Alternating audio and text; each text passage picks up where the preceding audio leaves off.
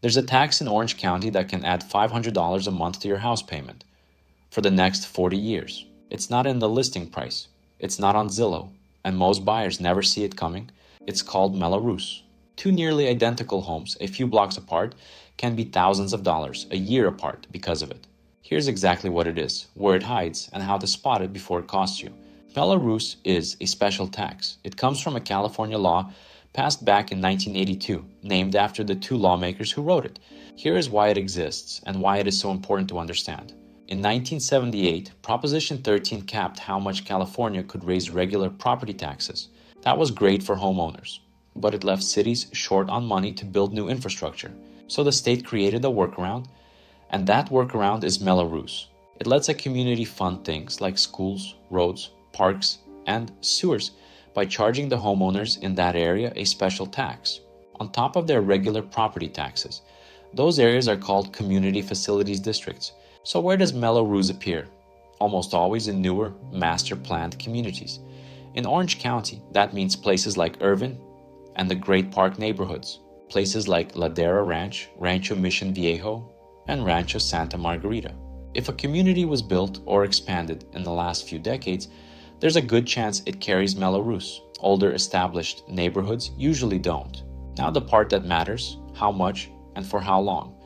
A Mello-Roos assessment can run anywhere from a couple hundred to over $500 a month, and it's on top of your regular property taxes, which already run about 1.1 to 1.25% of your home's value every year. As for how long, it doesn't last forever, but it lasts a long time. It's usually tied to bonds that take 20, 30, even 40 years to pay off. Some have a clear end date, some get renewed, so you could be paying it for most of the time you own the home.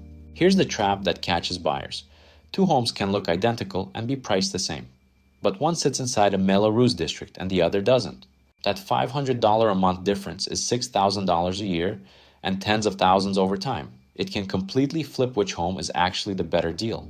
And because it isn't part of the sale price, it's easy to miss until you're already in escrow.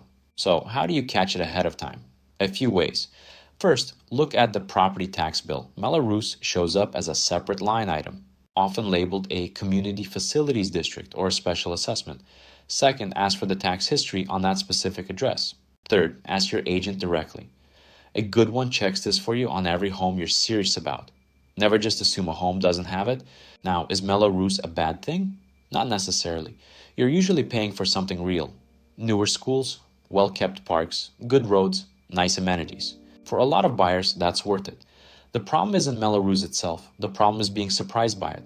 As long as you know it's there and you've budgeted for it, you can make a smart decision. So here's what to do.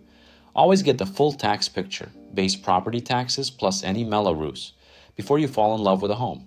Factor that monthly number into your budget because it directly lowers the price range you can comfortably afford. And compare homes on their total cost of ownership. A cheaper home with heavy Mello-Roos can cost you more every month than a pricier home without it. This is exactly the kind of hidden cost that trips up buyers. And it's the kind of thing a good agent catches for you before it becomes a problem.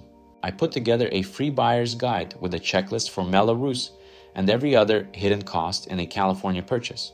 The link is in the description. I'm Roman. I help buyers across Los Angeles and Orange County, and I coordinate your search from the first showing to the closing table. If this was helpful, subscribe and watch my full breakdown of how much house you can actually afford next. See you there.